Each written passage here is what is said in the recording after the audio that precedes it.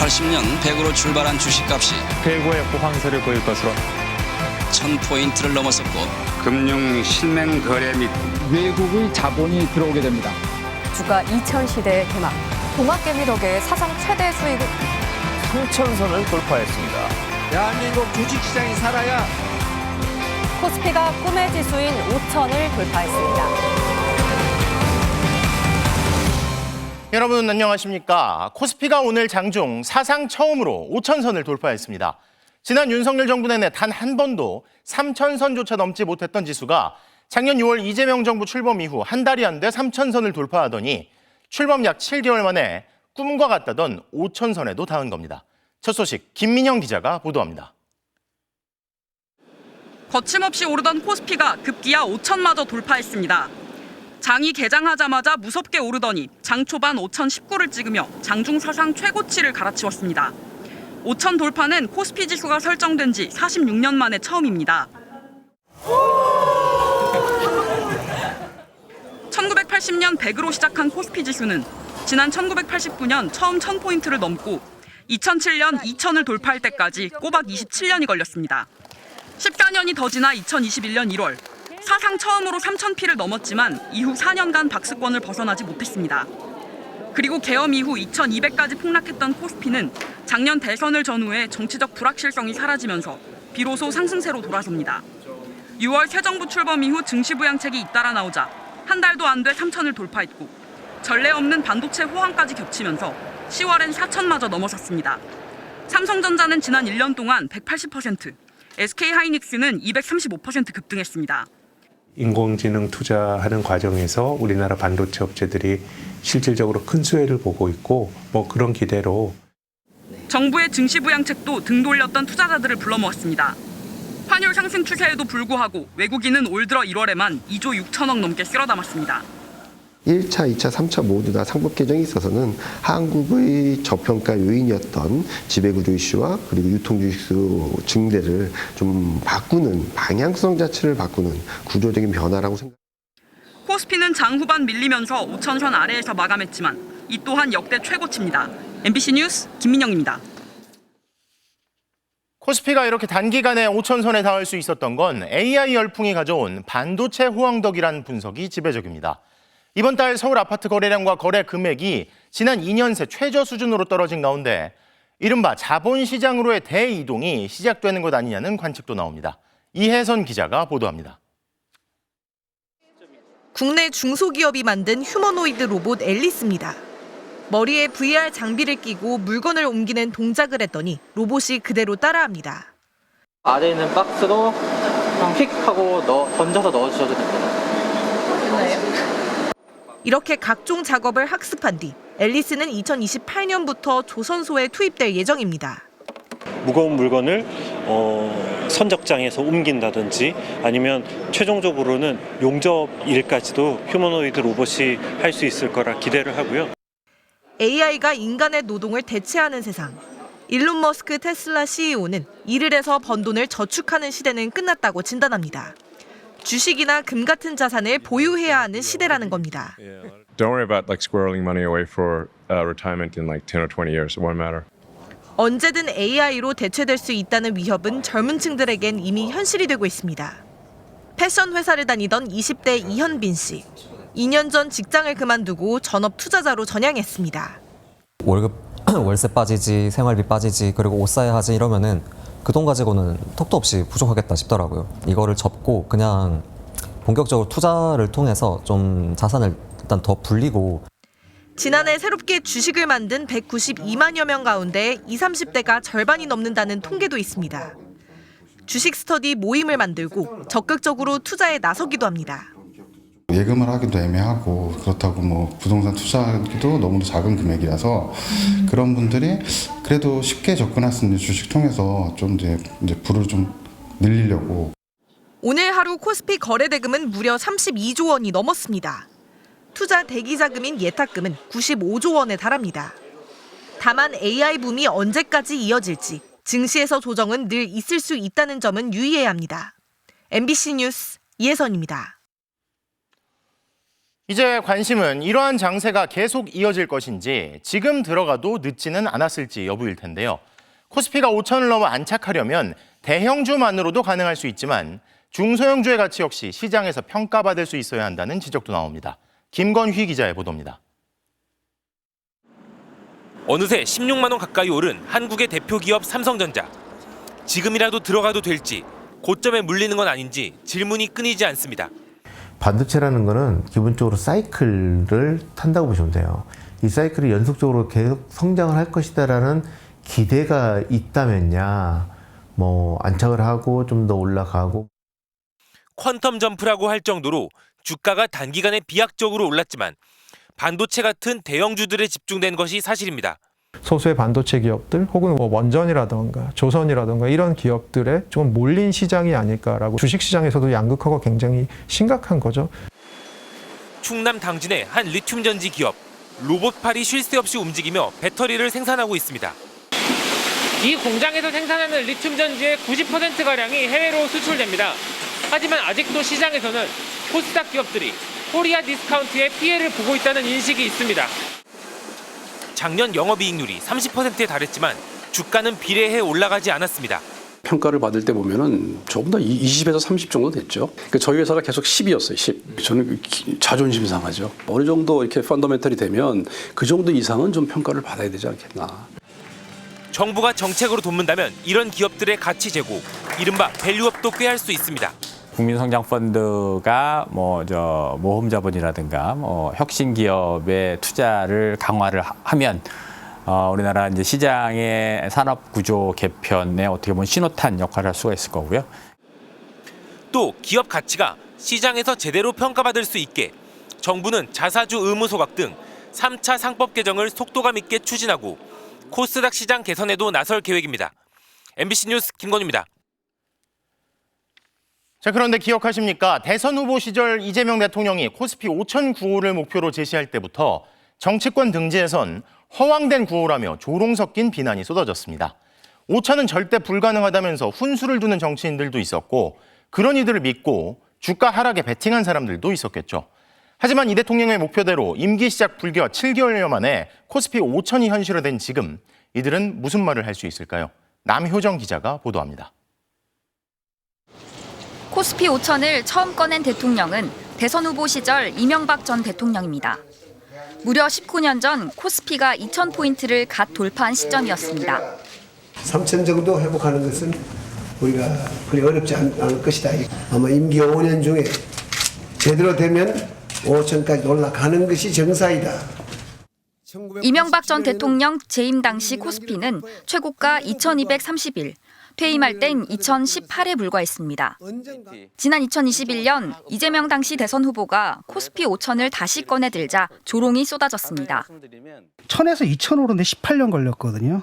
그리고 2000에서 3000 올라가는데 14년이 걸렸어요. 공약이라는 건 임기 내에 할 것을 갖다가 약속하는 것 아니겠습니까? 대선 후보 토론회 때도 냉소가 난무했습니다.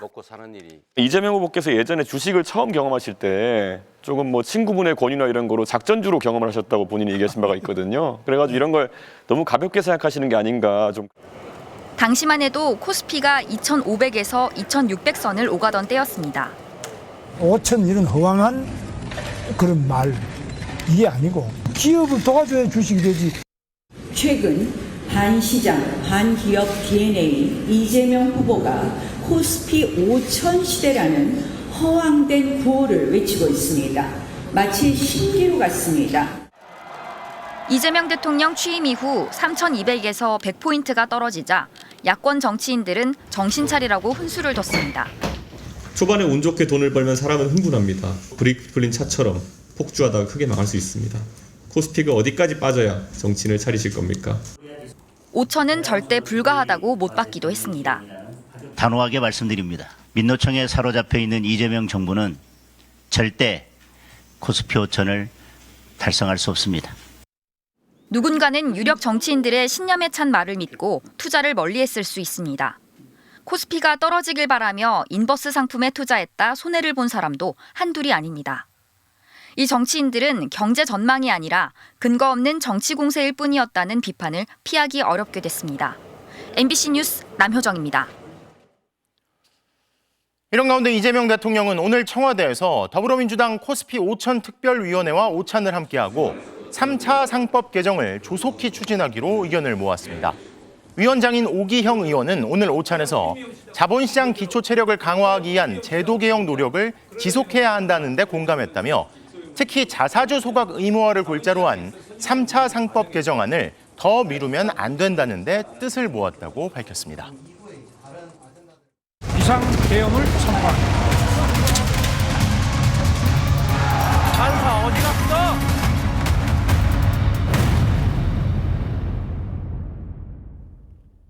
어제 한덕수 피고인 사건 재판에서 법원은 12.3 비상계엄이 내란이라는 점을 분명히 했죠. 그리고 지난주 체포방해 사건 재판에서 법원은 공수처에도 내란죄 수사권이 있다고 정리했습니다. 그동안 윤석열 피고인 측이 주장하며 물고 늘어졌던 부분들이 모두 기각된 건데 약 한 달 앞으로 다가온 윤석열 내란 사건 재판에 미칠 영향이 주목됩니다. 윤상문 기자가 보도합니다. 윤석열 전 대통령 측이 처벌을 피하려는 방식은 크게 두 갈래입니다. 12.3 비상계엄은 내란이 아니라는 논리를 펴는 방식과 수사권, 영장 등 형사사법 절차에 논란을 만드는 방식입니다. 먼저 12.3 비상계엄의 성격에 대해 윤 전 대통령은 국민 계몽을 위한 통치행위지 폭동이 아니기 때문에 사법심사 대상도 아니라고 주장합니다. 내란몰이 세력들은 이런 몇 시간 계엄, 이런 대국민 메시지 계엄을 친위 쿠데타라고 합니다. 친위 쿠데타를 이렇게 하는 거 보셨습니까? 그렇지만 한덕수 전 국무총리 사건을 맡은 재판부는 이른바 계몽령은 위헌적이고 위법한 소리라고 못 박았습니다. 위헌 위법한 주장에 불과한 계몽적 계엄, 잠정적 계엄, 경고성 계엄을 당연하듯 주장하는 사람들.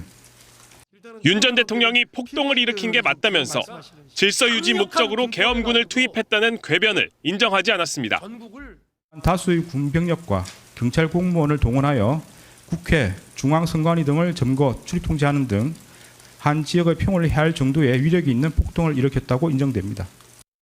내란이 금방 막을 내린 건 가담자들 때문이 아니라는 점도 분명히 했습니다. 도대체 2시간짜리 내란이라는 것이 있습니까? 질서 유지를 위해 소수의 병력을 잠시 투입한 것이 폭동이란 말입니까? 그러나 이는 무엇보다도 무장한 계엄군의 맨몸으로 맞서 국회를 지킨 국민의 용기에 의한 것입니다.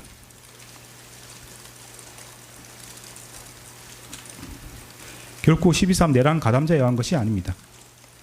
여기에 수사권 같은 형식과 절차에 흠결이 있다며 문제 삼은 논리는 이미 본인의 체포방해 사건 1심에서 깨졌습니다. 공수처는 피고인의 내란 우두머리 혐의를 관련 범죄로서 수사할 수 있습니다. 따라서 공수처는 피고인의 직권남용 권리행사 방해 및 내란 우두머리 혐의에 관하여 모두 수사권이 있습니다. 내란 우두머리 판결로 가는 길목의 전제 조건들은 먼저 판결을 내린 재판부가 사실상 매듭지었습니다. 지규현 재판부의 1심 선고는 딱 4주가 남았습니다. MBC 뉴스 윤상문입니다. 어제 한덕수 피고인 내란 사건 판결에는 전직 장관들인 이상민 피고인과 박성재 피고인 등에 대한 판단도 담겨 있습니다. 향후 재판의 결과를 가늠할 단초가 될 텐데요. 송정훈 기자의 보도입니다. 한덕수 전 국무총리에게 특검의 구형을 뛰어넘는 중형이 선고되면서 이제 시선은 내란에 가담한 혐의를 받고 있는 다른 국무위원들의 재판으로 옮겨가고 있습니다. 재판부는 내란 중요 임무 종사로 인정되는 행위에 국무위원 부서 외관 형성 관련 행위와 주요 기관 봉쇄 계획 및 특정 언론사 단전 단수 조치 관련 지시 이행 방안 논의를 포함시켰습니다. 이는 내란 중요 임무 종사 혐의로 재판을 받고 있는 박성재 전 법무부 장관과 계엄 주무부처 장관이기도 했던 이상민 전 행정안전부 장관의 혐의 내용과 겹치는 부분입니다. 그런데 재판부는 국무회의 참석자들로부터 서명을 받아야 한다는 논의를 이 두 사람이 시작했다고 판단했습니다. 박성재와 이상민이 참석자 서명을 받아야 한다는 취지로 논의한 뒤 강의구에게 국무위원 서명을 받도록 준비해달라고 요청하는 것을 피고인이 지켜보았고, 한 전 총리와 박 전 장관, 이 전 장관이 계엄이 합법적인 것처럼 외형을 꾸미려는 과정에 관여한 것으로 판단한 겁니다. 한 전 총리 사건 재판부가 오는 26일부터 박 전 장관 사건에 대한 심리도 본격적으로 시작하기 때문에 새로운 증거나 증언이 나오지 않는다면 이 판단이 달라질 가능성은 높지 않습니다. 재판부는 이 전 장관의 언론사 단전 단수 지시도 실제로 있었다고 인정하면서 이는 헌법에서 금지한 언론 검열에 해당한다고 지적했습니다. CCTV에 담긴 무언가를 끊는다는 의미를 담고 있는 손날을 세워 내려치는 모습, 소방청장과 수자원공사 관계자에게 전화를 한 기록, 헌법과 정부조직법 검색 흔적 등을 근거로 삼았습니다. 이상민과 특정 언론사 단전 단수 조치 지시에 관하여 긴밀히 협의함으로써 이상민으로 하여금 그러한 지시를 수용하고 이를 이행하도록 하였습니다. 다만 이 전 장관의 재판은 다른 재판부에서 진행되고 있습니다. 내란 특검은 이 전 장관에 대해 한 전 총리와 같은 징역 15년을 구형했는데 이 전 장관 측은 최후 진술에서도 단전 단수 지시를 한 적이 없다고 부인했습니다. MBC 뉴스 송정훈입니다. 어제 법원은 윤석열 피고인 등 내란 가담자와 동조자 측에서 변명을 위해 갖다 붙이는 여러 궤변에 대해서도 질타했습니다. 근거 없는 부정선거 음모론과 왜곡된 국민 저항권 개념 등을 퍼뜨리며 민주주의와 법치에 도전하고 있다는 뜻일 텐데요. 그럼에도 불구하고 지금도 궤변으로 이 공동체를 오염시키고 있는 이들을 계속 내버려둬야 할까요? 원석진 기자의 보도입니다. 1년 전 법원 난입 폭도들이 핏대 세워 외친 명분은 국민 저항권이었습니다. 야, 국민 저항권이야. 밀어! 또 다른 내란 선동이란 지탄 속에 최근 폭동 교사범이 구속됐습니다. 하지만 이를 떠받드는 일당은 여전합니다. 폭동 1년 당일에는 기념행사를 열어 정당한 저항권 행사가 박해받았다는 궤변을 늘어놓았습니다. 저항권 행사를 사전에 철저히 시범 케이스로 잡아서 두둑이 패지 않으면 지것들의 좌파 독재가 완성될 수 없다고. 비상계엄을 위로부터의 내란이라고 못 박은 한덕수 사건 재판부. 선출된 권력이 내란을 일으키면서 국민이 가진 민주주의와 법치주의에 대한 신념이 뿌리째 흔들렸다고 꾸짖었습니다. 이 여파로 왜곡된 저항권 개념을 퍼뜨리는 자들이 등장했다고 지적했습니다. 극단적인 상황에서나 논의되는 저항권을 평상시에 아무렇지도 않게 주장하는 사람들. 그 토대 위에서 법치주의를 유린한 폭동이 일어났다고 일갈했습니다. 폭동 사건과 같이 자신의 정치적인 입장을 위해서는 헌법과 법률을 쉽사리 위반할 수 있고 다른 사람에 피해를 줄 수 있는 상황이 당연하다고 생각하는 사람들. 재판부는 피고인 윤석열이 입에 달고 산 부정선거도 잘못된 주장이라고 직격했습니다. 민주주의의 근본이 되는 선거제도를 정당한 근거 없이 부정하는 사람들이 있습니다. 재판부는 12.3 내란이 이처럼 잘못된 주장이나 생각을 양산하고 그 상태를 더욱 심각하게 만들었다며 위험성의 정도가 무엇보다 심각하다고 판단했습니다. MBC 뉴스 원석진입니다. 자, 그런데 윤석열의 내란을 내란이라 부르지 않거나 못하고 법원 판결까지 기다려봐야 한다고 주장했던 국민의힘에선 막상 판결이 나오자 이상한 반응들이 이어지고 있습니다. 우리 당은 당당하다. 심지어는 재판이 잘못됐다는 주장까지 하고 있는데요. 공윤선 기자가 보도합니다. 국민의힘은 12.3 계엄에 대해 사과하면서도 내란죄인지는 법원의 판결을 봐야 한다고 주장해왔습니다. 사실상 2시간 만에 종료돼 큰 해악이 없었다는 윤 전 대통령과 같은 논리였습니다. 2시간 만에 종료됐고 헌법 제87조에서 말하는 내란죄로 곧바로 연결될 것인지 사법부의 결정을 기다리는 것이 온당합니다. 하지만 한덕수 전 총리의 1심 재판부는 12.3 비상계엄은 내란이라고 규정했습니다. 2시간짜리 경고성 계엄이란 주장도 위헌이라고 질타했습니다. 위헌 위법한 주장에 불과한 계몽적 계엄, 잠정적 계엄, 경고성 계엄을 당연하듯 주장하는 사람들. 지켜보겠다던 사법부의 판단이 나왔지만 국민의힘은 원론적인 논평만 내놨을 뿐 내란이나 국헌문란에 대한 반성은 없었습니다. 원칙적으로 존중하며 헌법과 법률에 따라 사법부의 최종적인 판단이 나오기를 기대합니다. 오히려 지도부 일각에선 판결이 잘못됐다거나 이거는 뭐 절차가 잘못되었기 때문에 결국은 증거를 제대로 판단하지 않은 재판이 될 수가 있죠. 국민의힘은 당당하다는 주장까지 나옵니다. 우리 당은 당당하다고 생각합니다. 그렇게 많은 특검을 했어도 어느 누구도 내란으로 우리 기소되지 않았고 헌정 질서에 지울 수 없는 아픔을 준 비상개혁, 즉 내란 해제 표결을 다수 의원이 외면했고 내란 세력의 탄핵을 당론으로 반대한 과오가 명백해졌음에도 반성은커녕 책임을 회피하고 있는 겁니다. 당내에선 위기감이 분출됐습니다. 이제라도 윤 전 대통령에 대한 제명 조치를 통해 진정성 있는 사죄를 해야 한다거나 통렬히 반성해야 한다는 지적이 터져나왔습니다. 과거에 잘못된 윤석열 정부의 이 계엄이라는 선택을 통렬히 반성하고 그것을 전제로 모든 정치행위를 하는 게 시작이 돼야 된다고 생각합니다. 여권과 야권에서도 각각 내란을 내란이라 말하지 못한다면 국민의힘은 결국 내란 임무 종사당임을 스스로 자백하는 것. 보수 진영이 괴멸의 늪에서 빠져나오려면 어둠과 철저히 단절해야 한다는 주장이 제기됐습니다. MBC 뉴스 공윤선입니다. 정청래 더불어민주당 대표가 조국혁신당에 합당을 깜짝 제안했습니다. 조국혁신당은 숙고해보겠다며 당내 논의에 착수했지만 민주당 내에서는 사전 협의 없이 당대표가 일방적으로 발표했다며 반발이 잇따르고 있습니다. 장슬기 기자입니다. 예고 없이 열린 긴급 기자회견에서 정청래 더불어민주당 대표는 함께 지방선거를 치르자며 조국혁신당과의 합당을 제안했습니다. 6.3 지방선거를 따로 치를 이유가 없습니다. 이재명 정부 성공이라는 공동 목표를 위해 원팀으로 같이 뛰어야 한다고 생각합니다. 민주당 지도부도 기자회견 직전에야 해당 내용을 전달받았는데 갑작스런 합당 제안에 민주당 내부는 하루 종일 들끓었습니다. 목표가 같으면 함께 걸어야 한다, 긍정적으로 지켜보겠다는 일부 우호적인 평가도 나왔지만 당대표 혼자 결정할 일이 아니다, 당원 주권주의가 심각하게 훼손됐다는 지적이 쏟아졌습니다. 합당 제안을 받은 조국혁신당 대표도 진지하게 검토하겠다는 입장입니다. 이재명 정부의 성공과 정권 재창출이라는 목표에 전적으로 동의합니다. 조국혁신당은 국민의 마음과 뜻이 가리키는 방향에 따라 논의하고 결정할 것이며 청와대는 합당 제안 소식에 양당 통합은 이재명 대통령의 평소 지론이라며 양당 간 논의를 지켜보겠다는 원론적인 입장을 내놨습니다. 지방선거 파장을 우려한 국민의힘은 쌍특검을 피하기 위한 위장 결혼에 불과하다고 비판했습니다. 장동혁 대표의 단식을 통해서 통일교하고 공청 뇌물 특검에 대한 얘기를 하지 않았습니까?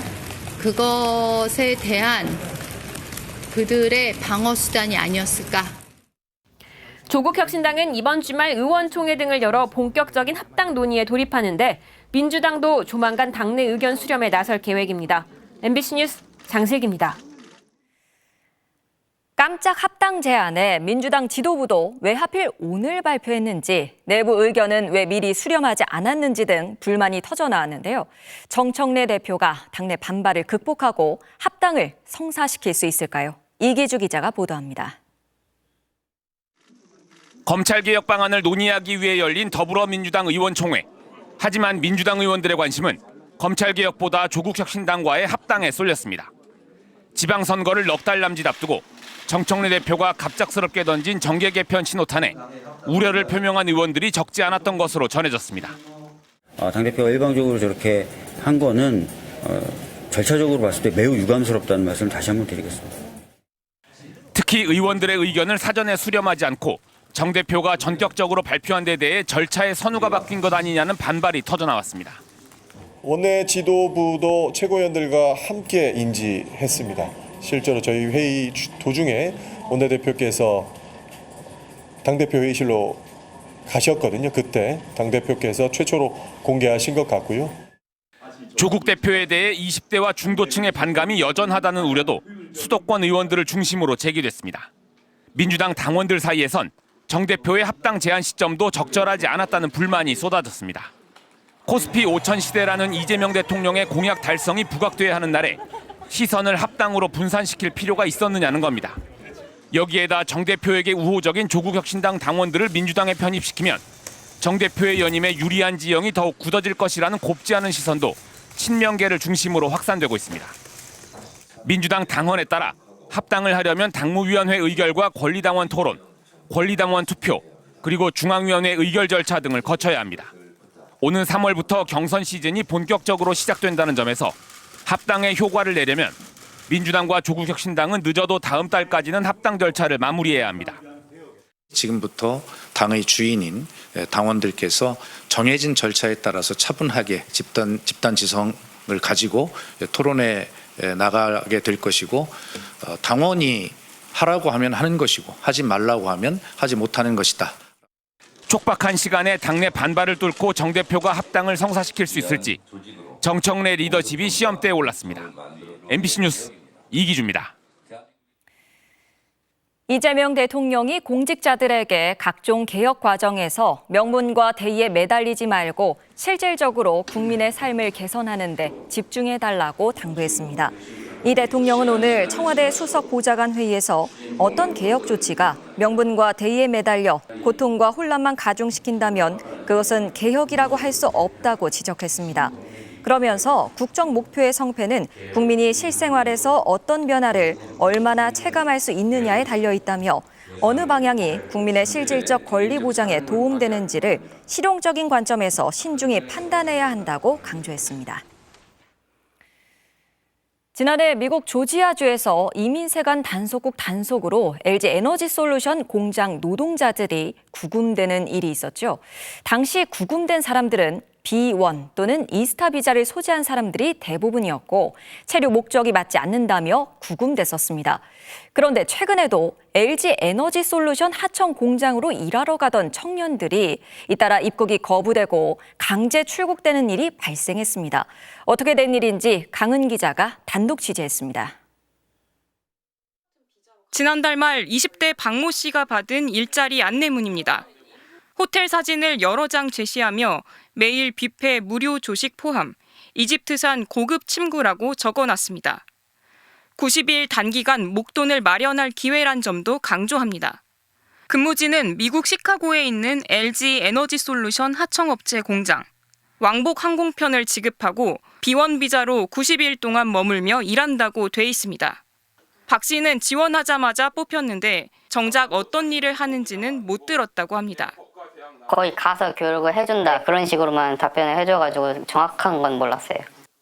출국 사흘 전 업체가 보낸 교육 자료엔 입국 시 답변 요령만 담겨 있었습니다. 방문 목적을 물으면 비즈니스 미팅이라고 하고 체류 기간은 2주 정도라고 답하라는 겁니다. 해외 가서 이제 경험하고 그 현지 사람들 만나서 그런 언어 좀 배우고 이제 문화도 좀 이렇게 알고 싶고. 지난 9일 일행 4명과 함께 비행기에 오른 박 씨는 입국 심사대에서 제지당했습니다. 신체 수색을 당했고 20시간 넘게 조사실에 억류됐습니다. 교육받은 대로 대답했지만 소용없었습니다. 조사 뒤 박 씨 일행은 곧장 귀국해야 했습니다. 미국 국토안보부 관계자가 작성한 박 씨 진술서. 공식 비자가 아닌 전자여행 허가, 즉 에스타를 통한 미국 입국이 거부됐다고 돼 있습니다. 지난해 조지아주 구금 사태 이후 한미 양국은 에스타로도 미국에 들어와 장비 설치와 보수 등 일부 활동을 할 수 있다고 합의했습니다. 다만 필수적인 전문 지식을 갖춘 경우에만 허용될 뿐 단순 업무는 불가능합니다. 배터리 공장 단순 작업에 투입될 예정이었던 박 씨 일행은 에스타로 들어올 수 없었던 겁니다. 만약에 이게 불법이고 이게 그랬으면 저는 절대 안 했죠. 이게 너무 저의 앞으로 인생이 어떻게 될지도 모르고 해외 취업을 할 수도 있는 거고. 이 같은 인력 파견은 관행이란 이름으로 버젓이 이어지고 있습니다. 가연적으로 비우는 시간도 걸리고 안 되는 분들도 많고 떨어지는 분들도 많아요. 뭐 이것저것 다 따지고 나서 내보낼 사람이 없습니다. 정식 비자를 발급하는 데 드는 비용과 시간을 아껴보겠다며 우리 국민이 억류될지 모르는 위험 따윈 안중에도 없는 꼴입니다. 업체 측은 출장자들에게 입국 거부 가능성을 설명했다고 해명했습니다. LG 에너지솔루션은 협력사 인원도 비자를 갖고 출국하도록 지원하고 있다면서도 협력사 판단에 따르는 사항이어서 본사가 관여하면 부당한 간섭이 될 수 있다고 주장했습니다. 외교부는 대기업이 하청업체 비자 문제도 관리할 수 있도록 계속 안내하겠다고 했는데 구체적인 방법은 찾고 있다고 했습니다. MBC 뉴스 강은입니다. 트럼프 미국 대통령이 그린란드 병합에 저항하는 유럽 국가에게 관세로 보복하겠다던 태도를 일단 바꿨습니다. 하지만 그린란드 광물과 군용 부지 등 각종 이권을 미국에 넘기는 조건으로 협상에 착수한 것으로 전해지고 있어서 미국이 언제든 동맹의 영토까지 요구할 수 있다는 불안감은 더 증폭되는 분위기입니다. 뉴욕 나세웅 특파원입니다. 북대서양 조약기구 나토 사무총장과 회동한 트럼프 대통령은 분위기가 좀 달라졌습니다. 나토와 그린란드 및 북극 전역에 대해 합의 틀을 마련했다면서 다음 달로 예정된 보복 관세를 매기진 않을 거라고 밝혔습니다. 그린란드에 병력을 보낸 유럽 8개국에 대한 보복을 일단 중단한 겁니다. 태도 전환의 계기가 된 이른바 합의의 틀은 그린란드에 미사일 방어 시스템인 골든돔을 설치하는 것, 그리고 광물권이 관련돼 있다고만 밝혔습니다. 광물 자원이 그린란드를 원하는 중요한 이유 중 하나임을 명확히 한 셈입니다. It's the ultimate long-term deal, and I think it puts everybody in a really good position, especially as it pertains to security and minerals and everything else. 월스트리트 저널은 미국이 그린란드 광물 자원 투자에 대해 비토권, 즉 일종의 우선 거부권을 갖기로 했다고 보도했습니다. 미군 기지로 쓸 그린란드 땅을 미국에 넘기고 유럽이 북극 안보에 더 투자하는 방안 등도 논의 대상인 것으로 알려졌습니다. 백악관은 트럼프 대통령이 다시 한번 최고 협상가임을 입증했다고 자평했습니다. 트럼프는 전후 미국이 세계에 기여한 대가를 내놓아야 한다고 유럽 정상들을 공개 압박했습니다. 그린란드는 미국 땅이라며 완전한 소유권을 원한다는 입장도 바꾸지 않았습니다. This enormous unsecured island is actually part of North America, on the northern frontier of the Western Hemisphere. That's our territory. 트럼프 대통령은 다보스 연설에서 미국이 부강해져야 우방국들도 혜택을 볼 수 있다며 영토 문제에서까지 양보할 것을 요구했습니다. 언제든 다른 나라에도 적용될 수 있다는 점에서 시사하는 바가 적지 않습니다. 뉴욕에서 MBC 뉴스 나세웅입니다. 유럽이 쉽게 물러서지 않자 미국도 피해를 입을 것 같고 트럼프 대통령은 그제야 한 발 물러서는 듯한 태도를 취했습니다. 하지만 80년을 굳게 이어온 동맹관계에 이미 돌이킬 수 없는 균열이 생긴 뒤입니다. 베를린에서 이덕영 특파원입니다. 그린란드를 완전히 차지하겠다는 트럼프 대통령의 다보스 포럼 연설 직후 유럽의회는 미국과의 무역 합의 표결을 무기한 연기한다고 발표했습니다.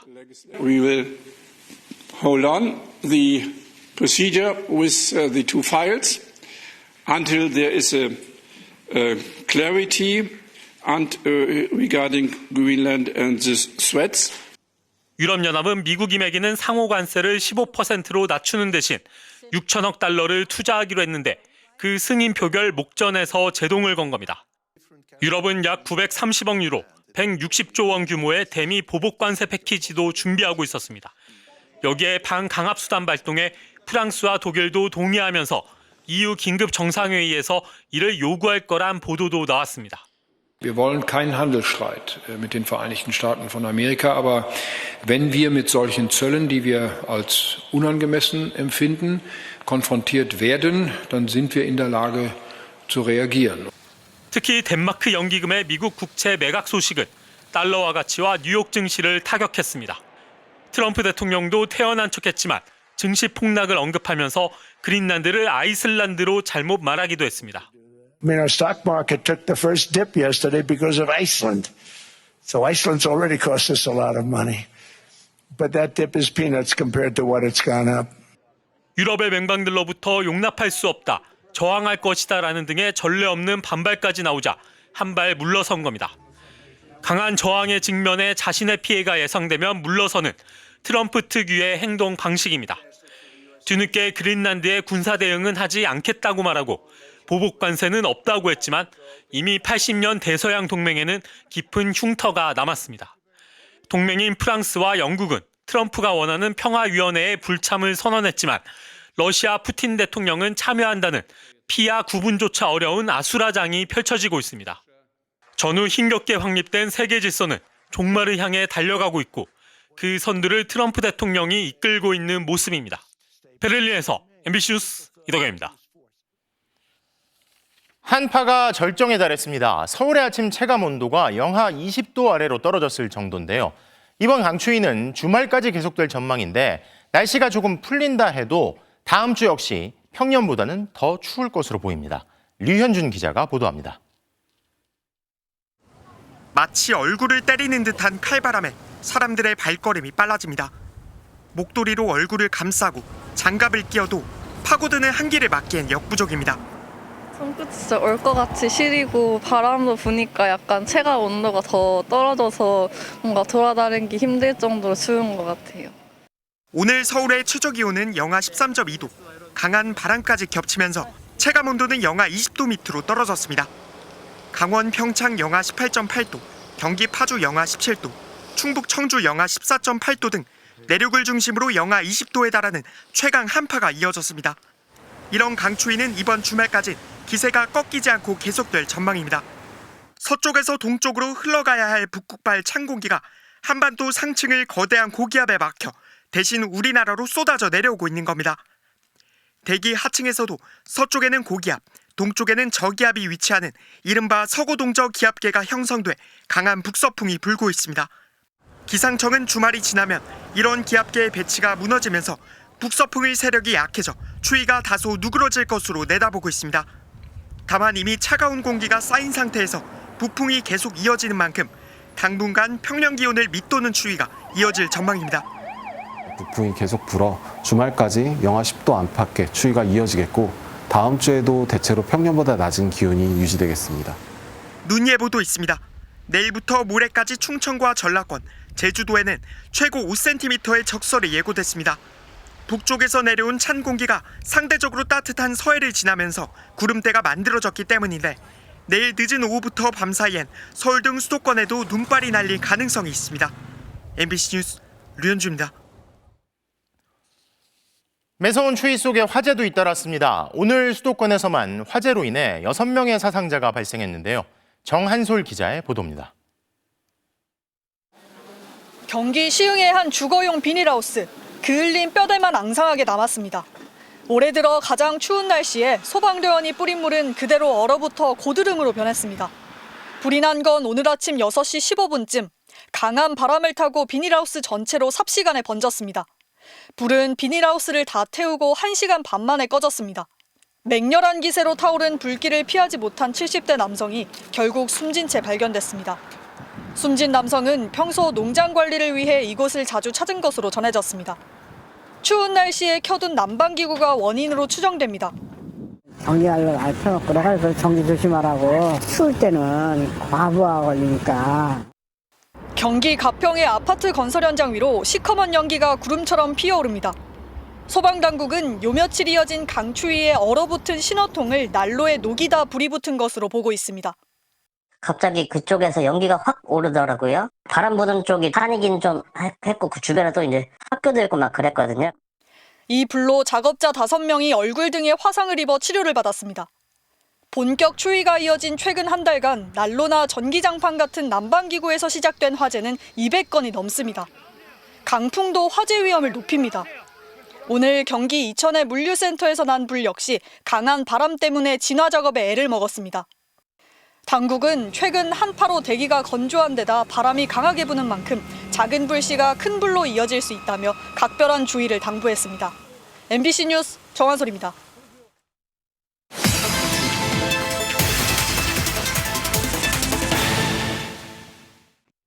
바로 간다 사회팀 도윤성 기자입니다. 이른 아침 저는 경기 의정부역 앞에 나와 있습니다. 이곳의 체감 온도는 오늘 영하 19도까지 떨어져서 굉장히 추운데요. 이런 추위 속에서도 새벽부터 일터에 나와 일하는 사람들이 있습니다. 한여름에는 33도 이상 폭염이 이어질 때 2시간에 20분씩 쉬어야 한다는 규칙이 있지만 오늘과 같은 최강 한파 때는 어떨까요? 바로 가서 확인해 보겠습니다. 환경미화원 김영훈 씨의 빗자루질 소리가 정막을 깹니다. 담배꽁초, 빈병 등으로 쓰레바지가 채워질수록 거리는 서서히 원래 모습을 찾아갑니다. 아침 일찍 일을 해야지 시민들이 이제 아침에 출근할 때 깨끗한 도로를 볼 수 있으니까. 하지만 너무 추웠습니다. 발에 또 땀이 많이 나거든요. 그러면 이제 땀이 또 얼어가지고 더 춥고 그러거든요. 가끔씩 주머니에 손을 넣어 핫팩을 만지작거리지만 한기는 좀처럼 떠나갈 줄 모릅니다. 최대 고비는 중랑천 칼바람. 여기 지나갈 때가 제일 추운 것 같아요. 이렇게 추울 때 대책은 출근을 1시간 늦추는 정도. 몸을 녹일 한파 쉼터는 턱없이 부족합니다. 옷을 좀 더 많이 껴입고 핫팩도 2개 정도 들고 나오고 해서 애로사항이 있어도 버티고 이제 여기 한철이니까 버티는 거죠 뭐. 환하게 불을 밝힌 아파트 공사 현장. 그 불빛이 닿지 않는 곳에서 아침 7시 작업은 시작됩니다. 두 손을 맞잡아도 추위는 장갑 안을 파고듭니다. 밤사이 얼음장이 된 철제 자재를 만지는 건 특히 고역입니다. 감각을 살려 작업하려면 손에 딱 맞는 얇은 장갑은 필수. 사고 위험에 무릎까지 내려오는 길고 두꺼운 외투는 착용 금지입니다. 이렇게 농클릭하면 걸리는 영화라고 좀 작은 거. 정부는 한파특보 발령 시 건설 현장 작업을 오전 9시 이후에 시작하라고 권고하지만 말 그대로 권고라 노동자들은 대책 없이 그저 몸으로 때우고 있습니다. 차디찬 맞바람을 거스르는 배달 노동자. 새벽 6시부터 저녁 8시까지 14시간을 길 위에 머뭅니다. 아무리 추워도 일을 줄일 수는 없습니다. 추운 날 붙는 할증 금액이 절반으로 깎였기 때문입니다. 옛날만큼의 그 배달비를 벌려면 그 시간을 해도 그걸 못 벌어요. 그러다 보니까 이제 시간으로 때우는 거죠. 한파는 잦아지는데 업무 환경은 점점 나빠지는 현실. 최근 영하 10도에서 13시간이란 50대 철근공이 숨지는 사고에도 대책은 제자리 걸음입니다. 폭염에 있어서 보호 조치를 강구해야 된다면 동시에 한파에 있어서도 같은 책무가 부여될 필요가 있지 않은가? 여러 명이 숨진 뒤에야 마련된 폭염 대책과는 달라야 한다고 한파 속 노동자들은 입을 모으고 있습니다. 바로 간다 도윤선입니다. 한파가 몰아친 오늘도 우리 군의 전투력을 키우기 위한 혹한기 훈련은 이어졌습니다. 특수부대원들의 훈련 현장에 손하늘 기자가 다녀왔습니다. 반팔에 반바지, 체감온도 영하 12도 한파 속에 SSU 대원들이 내한 훈련에 돌입했습니다. 해변까지 5km 뜀걸음으로 몸을 달군 뒤 거침없이 바다로 뛰어듭니다. SSU 대원들이 영상 6도의 바다에 뛸 준비를 마쳤습니다. 저도 함께 들어가 보겠습니다.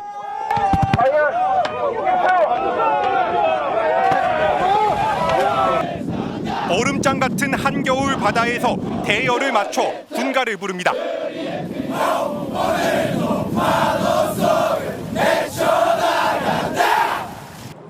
여기서 다시 1km를 더 헤엄칩니다. 천안함 인양부터 세월호, 또 헝가리 유람선 사고까지 해난 사고가 나면 언제든 바다로 뛰어들어 인명을 구조하는 게 해군 해난구조전대 SSU의 임무입니다. SSU는 국민과 전우를 지킬 수 있는 것이라면 북한의 바다에 뛰어들어 주어진 임무를 수행할 자신이 있습니다.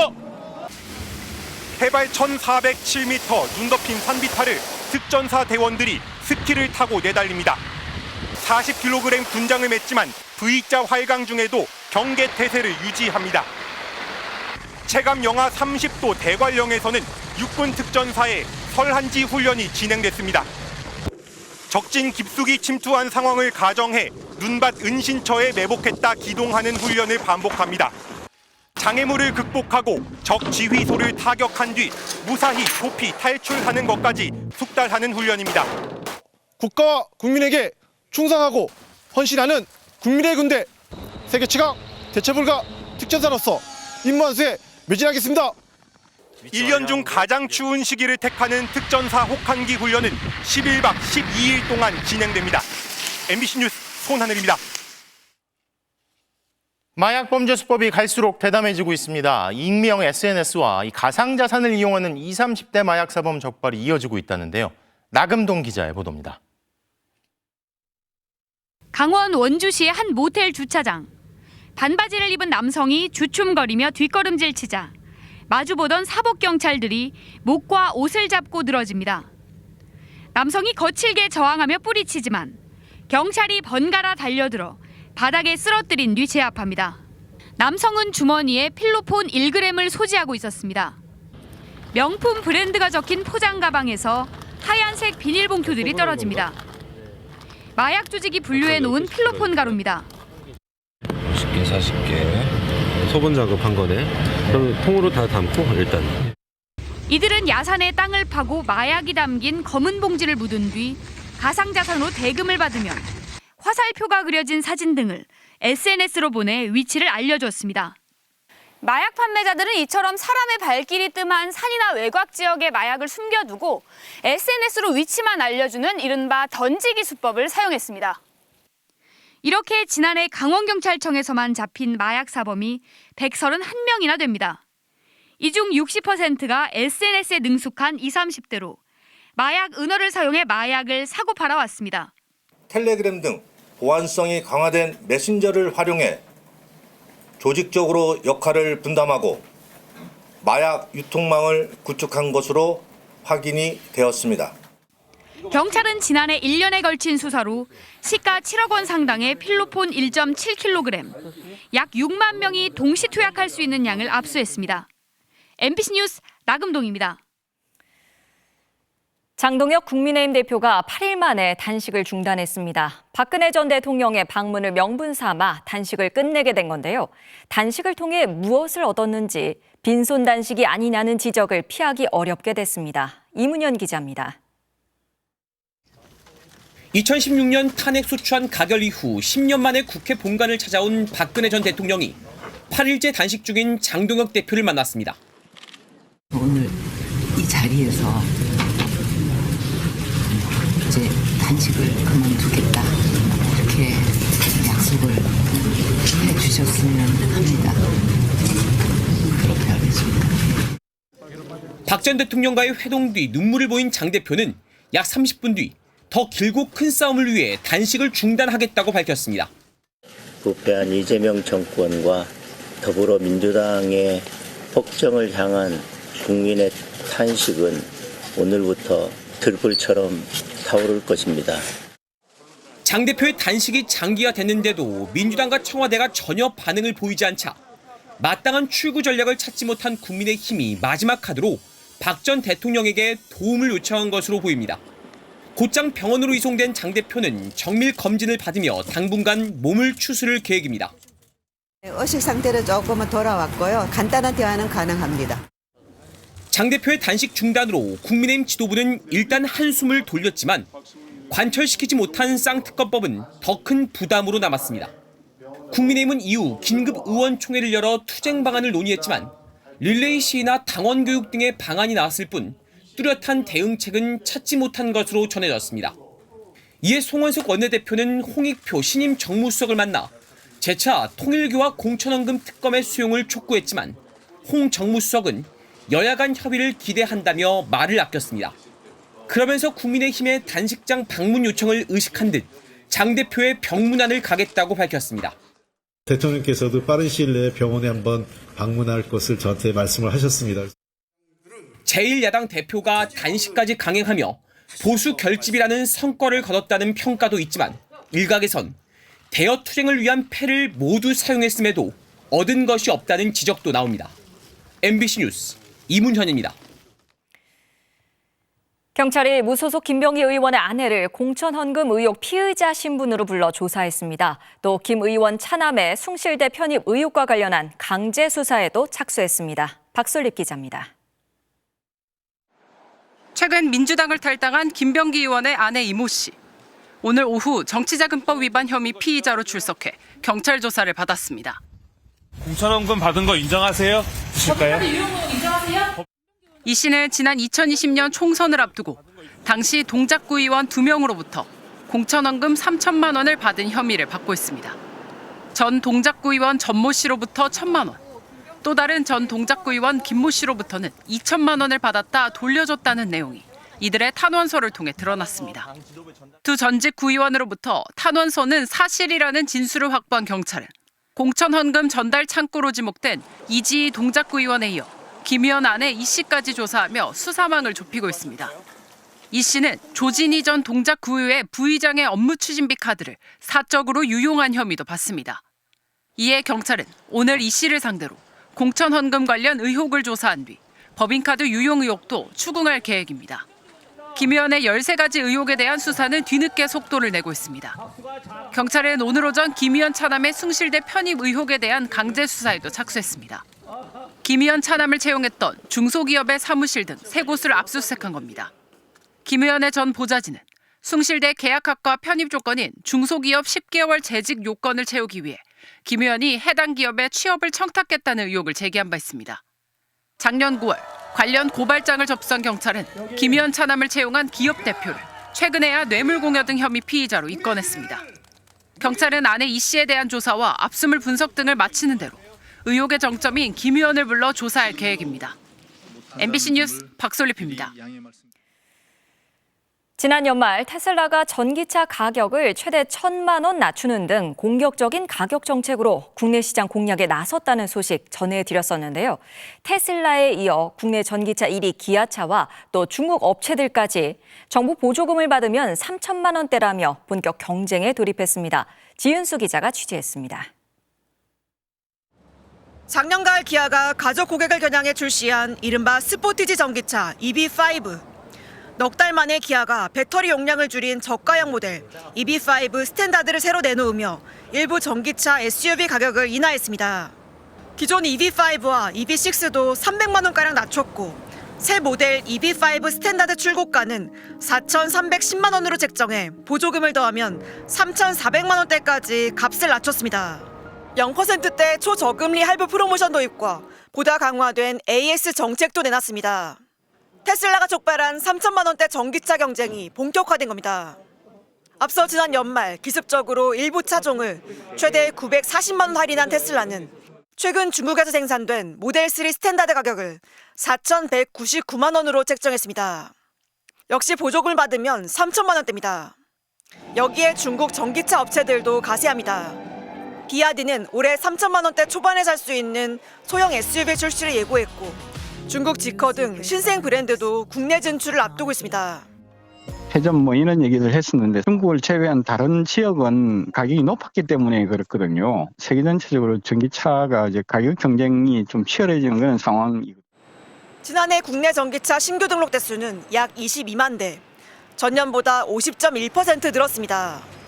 국내 전기차 전체 판매량에서 기아는 1위를 유지하며 자존심을 지켰지만 테슬라는 1년 만에 2배 넘게 증가한 5만 9천여 대를 팔아치우며 1위 자리를 노리고 있습니다. 치열한 국내 전기차 순위 전쟁이 정부 보조금을 받으면 3천만 원대, 일단 가격 경쟁으로 그 막을 올린 셈입니다.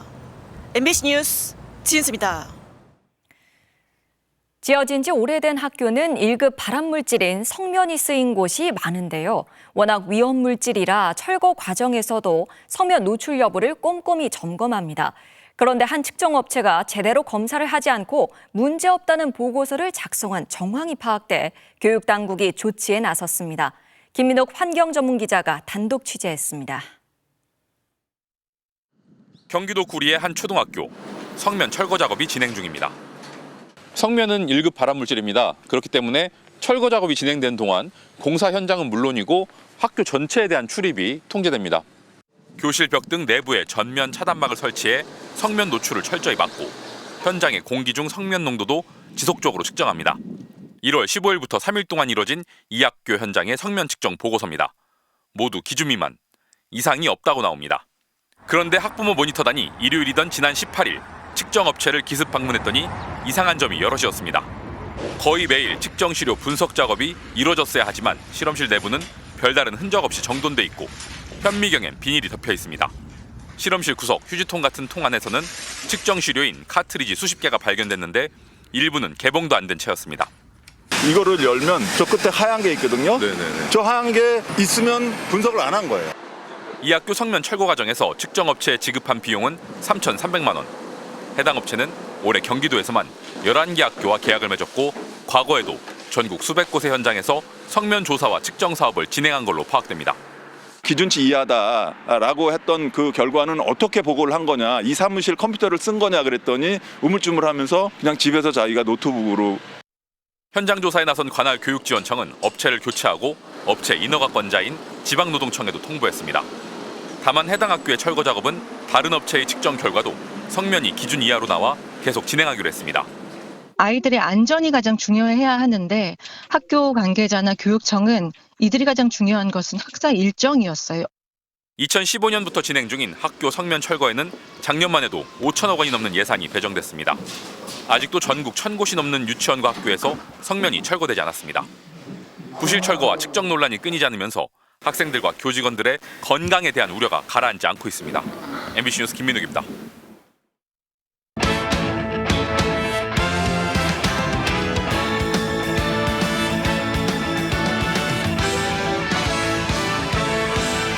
목요일 밤 스포츠 뉴스입니다.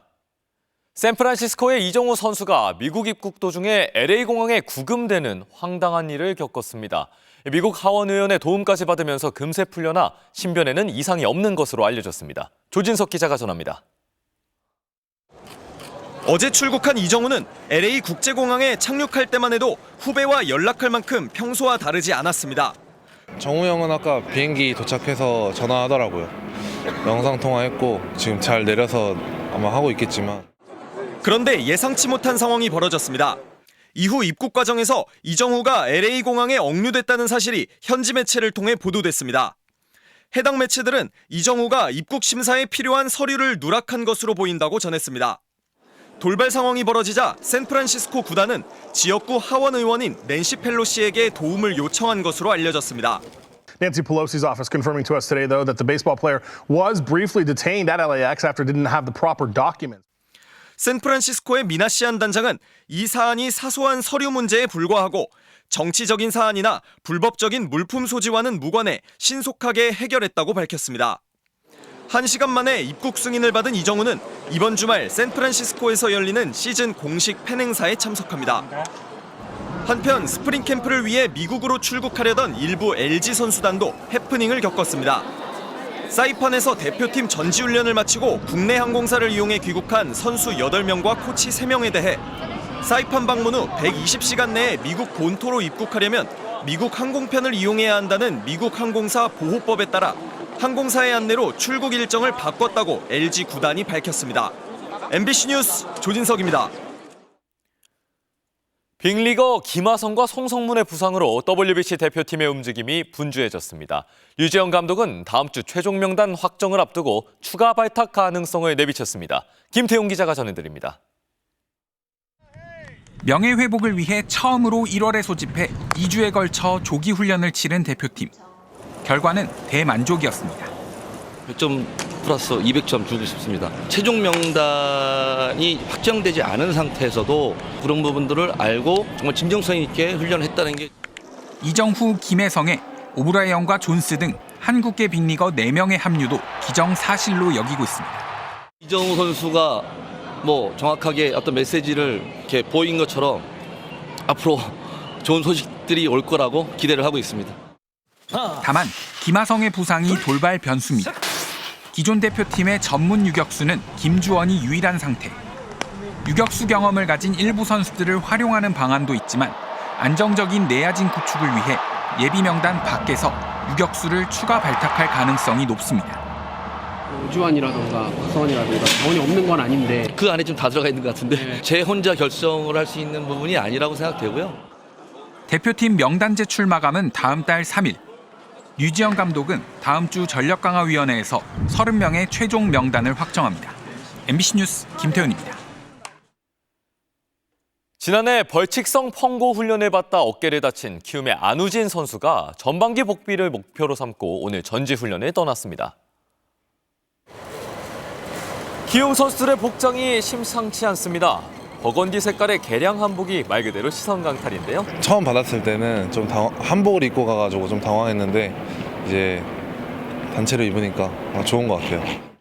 지난해 사회복무요원 소집 해제 직전 어깨 수술을 받았던 안우진에게는 3년 만의 스프링 캠프입니다. 전반기 복귀를 목표로 회복에만 전념할 생각입니다. 지금은 한 30m 정도는 던졌고요. 롱토스 8, 90m까지는 던지고 오고 싶고 재활이란 게 마음대로 안 되기도 하고 하다 보니까 좀 여유 있게 마음가짐을 하고.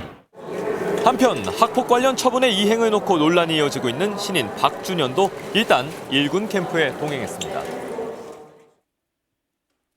K리그2 수원의 새 사령탑 이정효 감독이 팀 체질 개선과 함께 자신도 달라지겠다고 선언했습니다.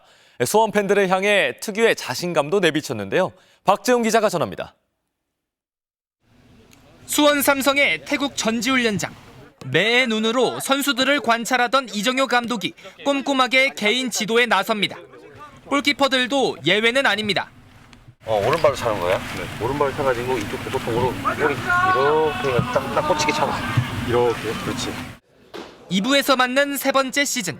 승격이 절실한 만큼 이 감독을 향한 팬들의 기대는 뜨겁습니다. 이달 초 공식 부임 발표 영상은 조회수 140만 회를 넘었고 선수들의 신뢰 역시 절대적입니다. 감독님께서 제 이름 불러주셔서 설레더라. 아직도 꿈 같은 거죠. 예고한 대로 부임 직후 인사 문화부터 바꾸며 체질 개선에 나선 이정효 감독. 아침에 이렇게 얼굴 보고 주먹으로 인사할 거야. 피하잖아? 내가 끝까지 쫓아가. 과한 열정 표현이 종종 논란을 부른 만큼 자신도 달라지겠다고 선언했습니다. 부처님의 말씀, 화를 어떻게 다스릴지에 대해서도 많이 이야기 좋은 말이 많더라고요. 저희 와이프가 하고 4개 있거든요. 제가 퇴장을 나가면 어마어마한 벌금이 있습니다. 대대적인 선수단 개편과 함께 무한 경쟁을 예고한 이정효 감독은 특유의 자신감으로 다음 달 개막전부터 승부수를 던졌습니다. 내가 이정효가 얼마나 잘할까 궁금하지. 경기장에서 와서 보고 응원할지 욕할지 알아서 판단해. MBC 뉴스 박재웅입니다. 밀라노 동계올림픽 개막을 15일 앞두고 우리 선수단이 결단식을 가졌습니다. 종합수비 10위 진입을 목표로 내걸고 선전을 다짐했습니다. 목요일 밤 스포츠 뉴스였습니다.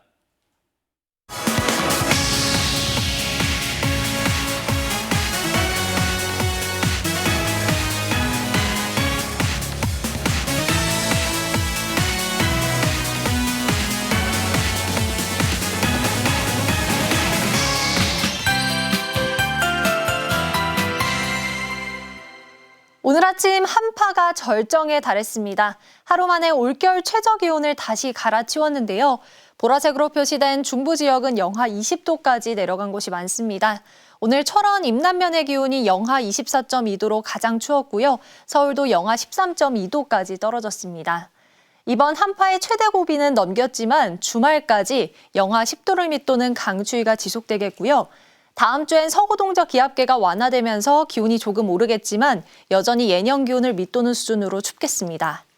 호남 서해안 지역은 눈이 내렸다 그치기 반복하고 있는데요. 모레까지 호남 서부와 제주 산지에 1에서 5cm 안팎의 눈이 더 이어지겠고요.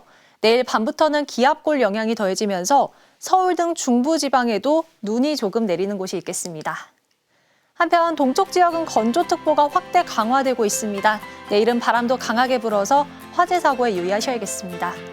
내일 아침 기온 서울이 영하 12도, 춘천 영하 16도까지 떨어지겠고요.